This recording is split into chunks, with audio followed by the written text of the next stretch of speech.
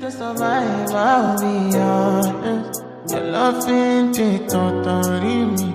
I am so obsessed. I want to chop your body.